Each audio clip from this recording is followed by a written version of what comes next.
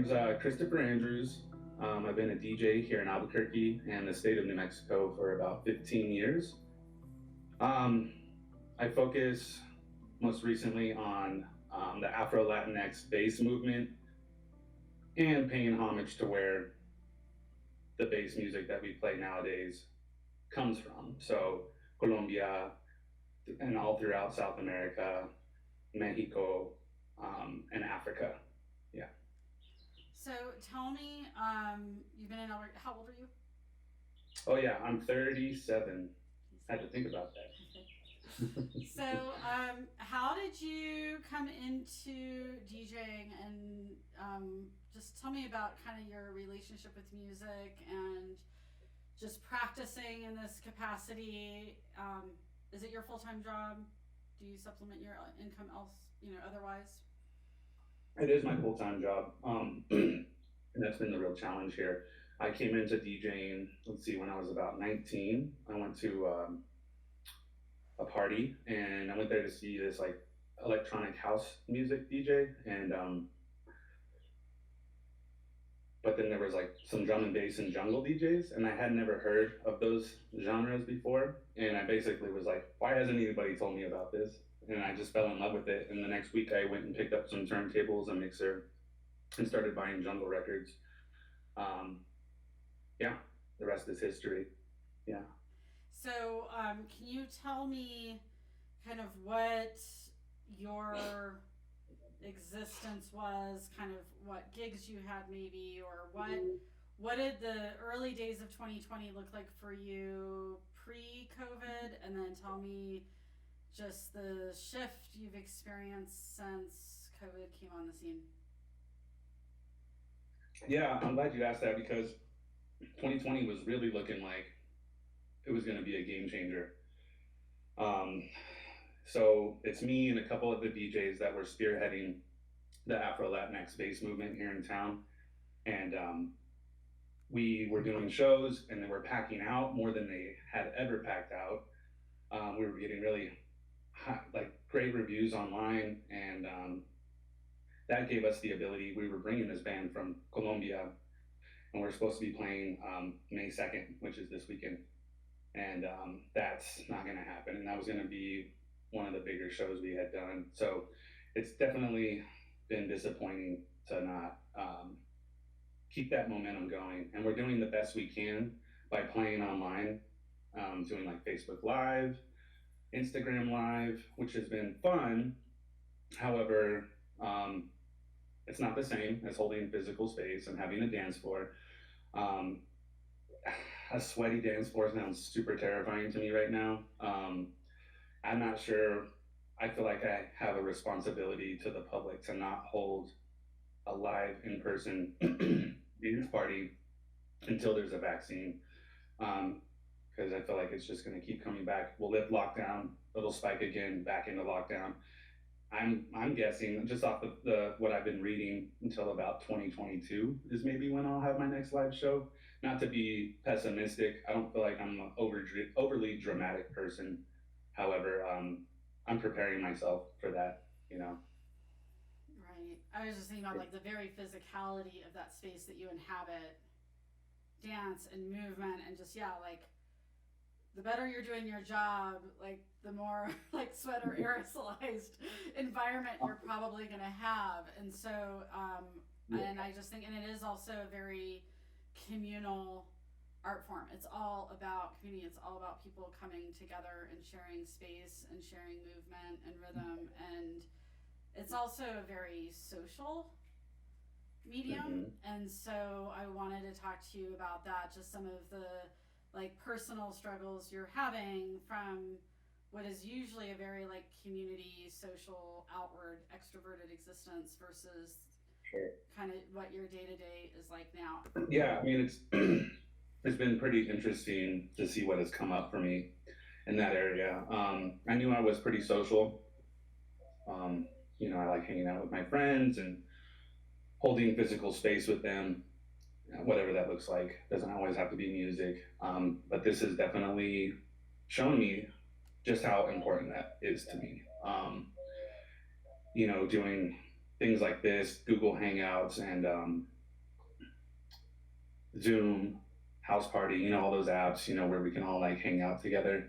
And then talking on the phone is really helpful, but there is no substitute for actually holding physical space with friends and family. So it's been pretty overwhelming and heartbreaking and maddening at times. And then, of course, in the DJ part,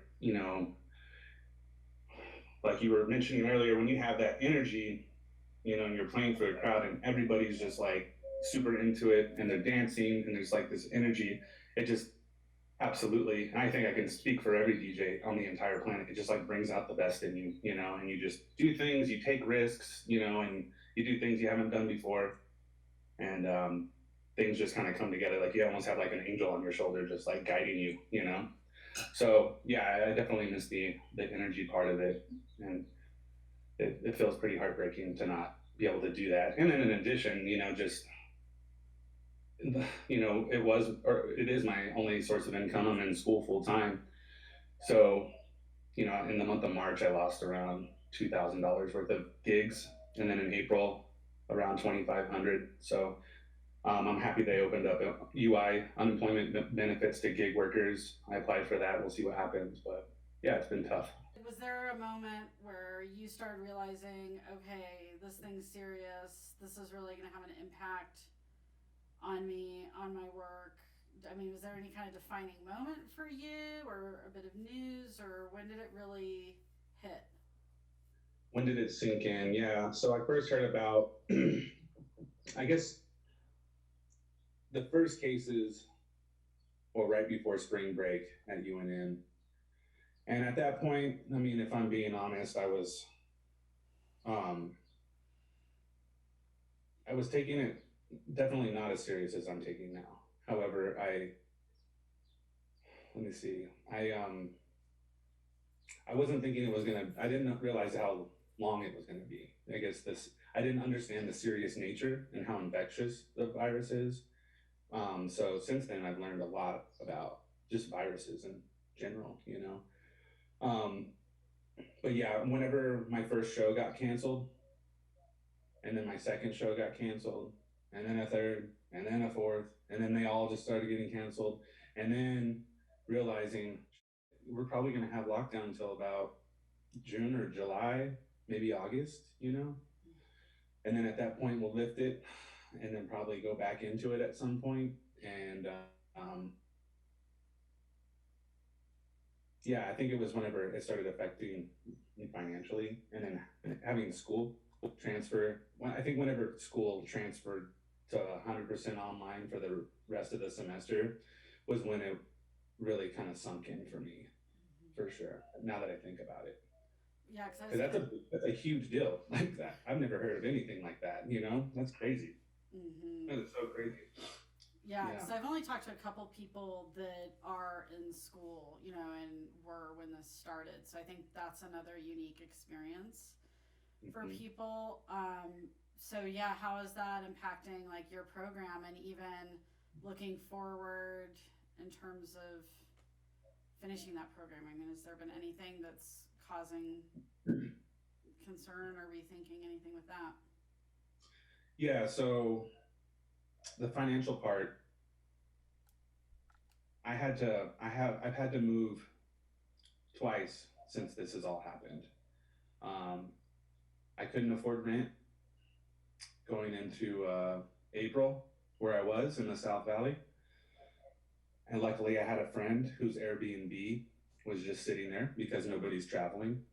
And so I paid him what I could, and he felt a lot better about his house not being empty. So I stayed there. And then my mom just moved her down from Denver. And that was a stressful thing. And we're quarantining now because she just moved. And now I have a responsibility, and we're living together. That was part of like the agreement. It was like the only way I could get her to come down here was just offer to like live with her. So we're taking care of each other, and um, which has been an adjustment living with old moms again. I'm like, Mom. She's like, ah. It's funny. Uh, So it's been great though. I mean, she's been gone for 13 years. You know, we have a lot of catching up to do. She was living in Canada just before she moved to Denver, so I feel good about it, no doubt about it. I love her. And then, so yeah, the just having to move that much has contributed to, like, it's disabled my ability to focus on school. Like before COVID-19, school was 100%, like everything. uh, School was priority. Now it couldn't be the furthest thing from my mind sometimes, you know. And I'll sit down to write a paper, and I just can't. I just can't. I'm just like so overwhelmed with so much, and now we're at the end of the semester, and I actually, as a matter of fact, yesterday, I emailed all my professors. I was like, listen, this is what's been happening. I haven't been able to give school the attention that it needs and deserves to be successful. What are my options? What can we do? You know, so I'm going over those things because at this point I'm so far behind, that, you know, I need to start considering the option of like maybe withdrawing from the entire semester, which is heartbreaking, you know. However, you know, whenever I sit with that and like pray about it, you know, I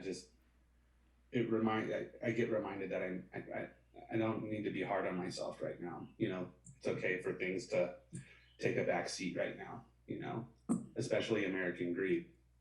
That needs to take a back seat, over human lives, you know? So yeah, if I'm being honest, Melinda, I've been super stressed out about that, and I feel really bad about myself. So I'm really hoping that my professors can work with me, and some of them already have. They're like, whatever, you've been a great student so far, whatever grade you have right now is what you'll get. Don't even bother finishing the semester. Just take care of what you need to. And I'm just like, you know, bawling. Like, I'm just like, wow, how cool is that, you know? But I can't expect all 6 of my professors to be as rad as that one, you know, or those 2. So we'll see, you know, taking it just one day at a time in that area for sure.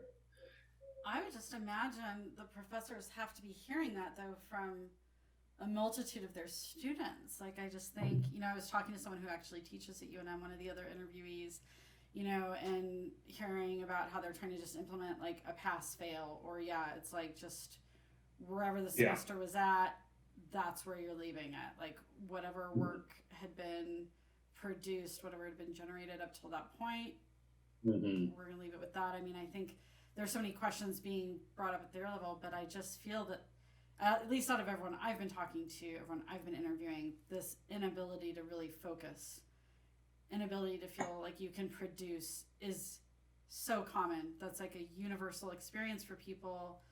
So don't be hard on yourself, because I think that's, at least everyone I'm talking to, there is, Yeah. you're not alone It's good in to that. hear. It's good to hear because, you know, I'm not talking to many other students. And, you know, it's easy to be like, I'm not the only one. I know that, but, you know, just it's good to hear that other people are having a hard time to focus as well. And it's not just me.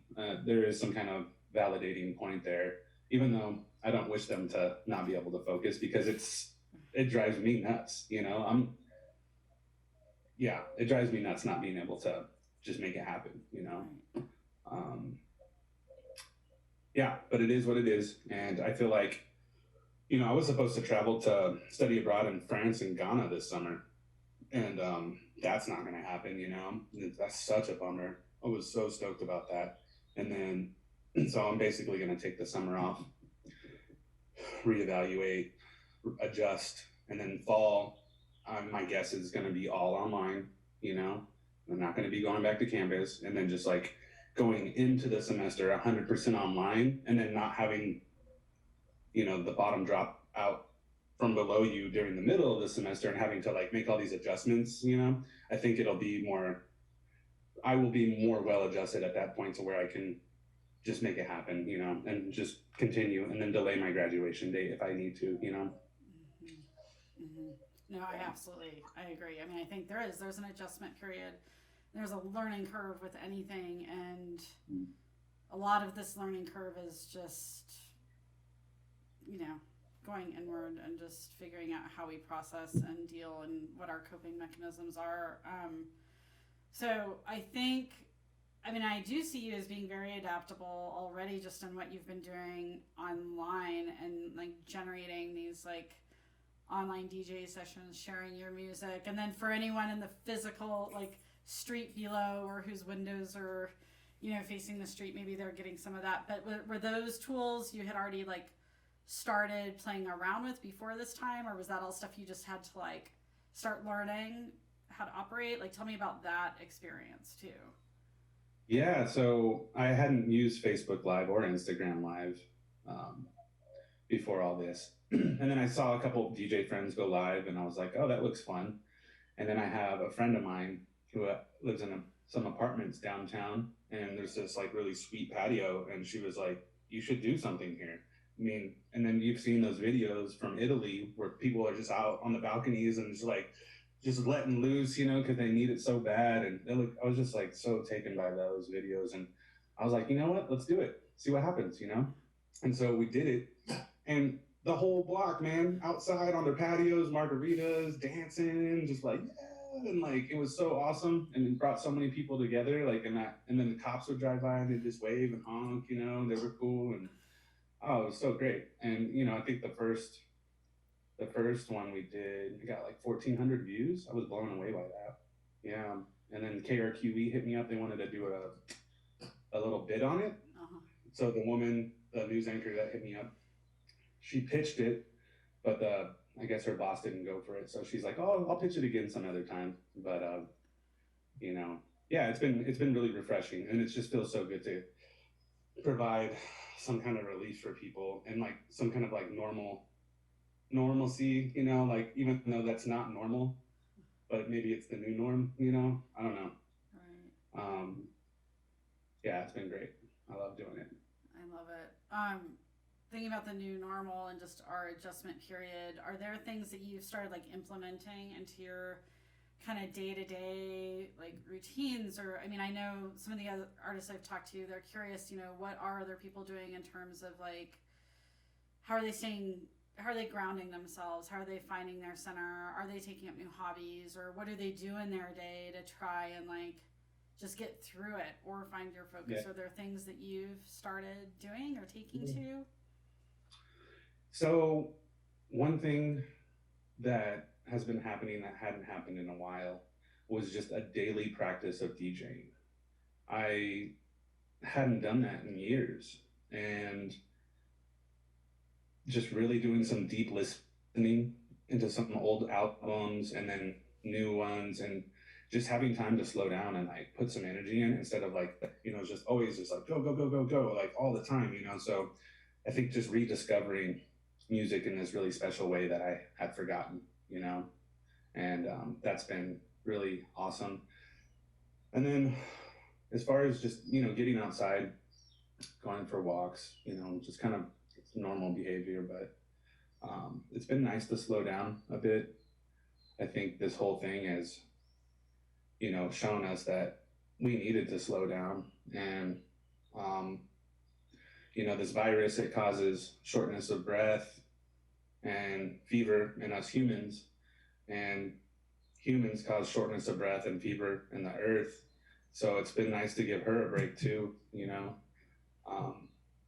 Yeah, I mean, if you think about the earth as a living organism, you know, she has an immune system, and you know, I can kind of get down with like the idea that this is her immune system kicking in and protecting herself, you know. Totally. Yeah.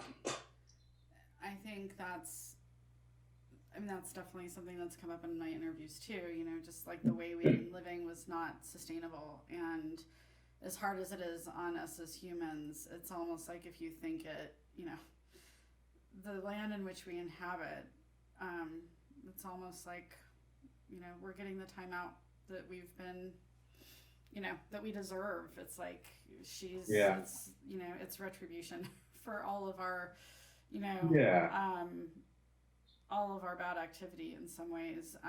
That is, you know, human race, we're all, you know, paying the price. So, you know, but it's all of our collective actions that have brought us here. So But I think out of the music you've been kind of going back to and like listening, like it almost feels like a new way of hearing or listening. And I'd be curious, like, what is really resonating with you right now when you kind of dig into some of that music? Is there anything that in that discovery phase really is that you're tuning into in a different way?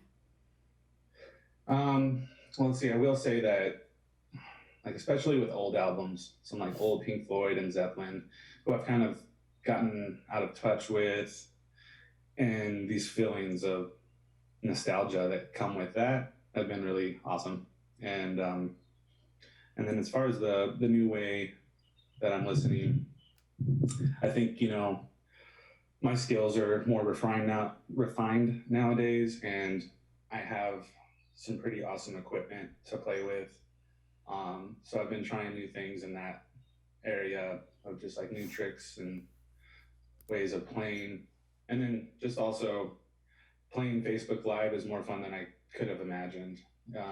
It's super fun to see people's comments, and then they can tip me if they want. If not, that's fine too. And there feels like community for sure, and yeah, yeah. That's good. So what do you think? I think some of this is just like the thought process and kind of where people are letting their minds go, and like a lot of these, bigger issues that you hear Oscar grappling with. I think I see that as like a positive that's coming out of this, that people are spending the time to really think about these things. We don't have a lot of distractions to like evade, the mindfulness that we all need to be practicing. Yeah. Do you see any other, positives that are coming out of this thing? Yeah. So as overwhelming and heartbreaking this has all been, I first and foremost just can't overstate how this is all inarguably, even though there will be people that will still argue this, that capitalism depends on the oppression of entire populations, including the earth. And, moving forward, you keep hearing we can't go back to the way we were, right? And there's so much truth to that. Except powers that be are going to fight tooth and nail to make sure we do. However, the way we were, just continues to disenfranchise the historically disenfranchised. When people say the system is broken, like, no, it's not. It's working exactly the way it was designed, against people of color and for Caucasians, So, yeah, if we could get some way to level the playing field, to where, we don't have to be socialists, we don't have to be socialism, but we need more social ideas,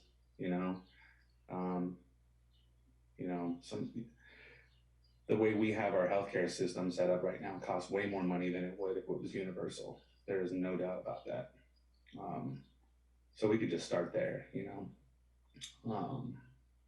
But yeah, so I see a lot of positive and potential. I believe that this could be the revolution that we've all been waiting for. I'm just not sure how far that's going to be, because I say peace, but I'm ready for the war. And, I don't want there to be blood, but if that's necessary, then so be it, but not saying like, oh, let's kill people. I'm just saying, like, we got to do what it takes to like take care of each other, because if we don't take care of each other, who the hell's going to take care of us? Not our government, not the way our capitalistic society is set up, Yeah. And I also think it would be cool if we could start like directing where our taxes go, or saying this is where I don't want them to go, warmongering, things like that. So, not to get all political, but it's hard not to. Hard not to in these times, if ever there was a time. So, where do you see yourself a year from now? with your DJing, with school, like just the things that matter to you? Where do you see yourself a year from now? Um, Hopefully graduating May of 2021. If not May of 2021, it'll be either summer or fall. I will definitely graduate in 2021. I was supposed to graduate this December, but like I said, everything's been kind of pushed back. The Ghana trip got canceled, France. DJing a year from now, we're gonna have to see. At this point, I'm expecting that, like I said before, going setting myself up to not have a live show until there's a vaccine and there's been enough time where people can protect themselves with it. I feel like I have a responsibility to the public, like I was saying, to not bring people together. Even though I guarantee once lockdown is lifted, if I put a cumbia show on, that thing would be so packed and scary. People are just itching to come out. I get it. I totally get it. We just have to we have to be patient and think about other people, not just ourselves. Yeah. And then unfortunately, I feel like that's the kind of environment our country has created, is this one of being in competition with each other rather than in collaboration. And I want to cultivate collaboration with folks in my community. Absolutely. And you do. And you part, do that. and part of that's not fulfilling every desire I have. Like, oh, I'll put a show on right whenever I can or something, just because I want to. Does that make sense? Yes, it does. Yes, it Yeah. does. Is there anything that, like, I haven't asked or we haven't broached that you think is important to talk about? And what would be questions you would have for your fellow creatives, artists? Like, what do you want to hear from people? What should I be asking that we haven't gotten into? Yeah. I'm not sure if I understand the question fully, but I'll answer the way I understand it. It'd be cool to, I feel like if I had thought about this sooner, we could still do this show with that band from Colombia tomorrow night. Or, I'm sorry, on May 2nd. But it would just be like live, right? So it'd be like, okay, first DJ's up, second DJ's up, and then however the band can set up their live performance, or even if it's just one or two of them or something, I don't know, but just still hold the show and still like charge a $10 cover or something, or like a suggested donation of $10 and see how that goes. And also I saw one of my DJ friends, Shakedown, Holla Shakedown, he just posted today that he's like, if you send me 20 of your favorite songs, I'll put together your own customized mix for $20. And I thought that was just such a great idea. So might maybe start like offering, whatever people music are into. Don't be bashful. Don't be scared. Oh, the DJ is so judgy. I'm like, no, just tell me what you want. You want some Taylor Swift? That's fine. And I'll just like put together a mixtape for them. That's like their own little special mixtape, and they can, kick me some money for that. So getting creative like that.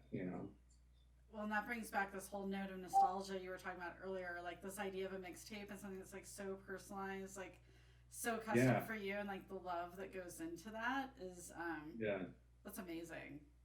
I think that would be, and it just gives you, it's exercising different muscles, even especially if it's not of your musical taste, but you're like creating something that's going to be relished by someone else, right. Who's at the other end of that, and what are they going to hear, and how are they going to hear it and enjoy it? It's pretty selfless too, in that way. Right. So that's really cool. But yeah, so do you feel like you're in good contact, like with other DJs in that community? Then, like, you do feel like in touch in that way, and that's good. Okay. Yeah, we're all very supportive when we go live or whatever.